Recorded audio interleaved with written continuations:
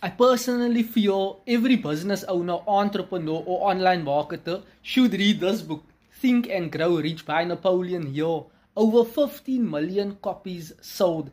This book deals with visualization, imagination, that desire, that you have to feel it coming from deep down inside of you, your gut feeling, whatever you feel is right to do out in reality for your market, then do that.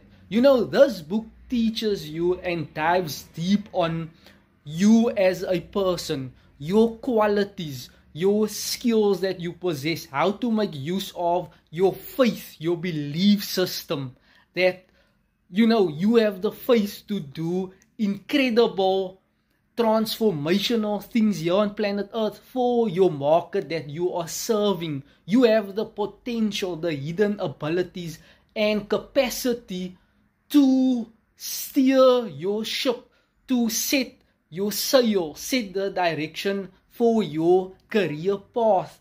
And you have to become a good giver. This book teaches you on focus on giving instead of receiving. The more you give, the better for yourself.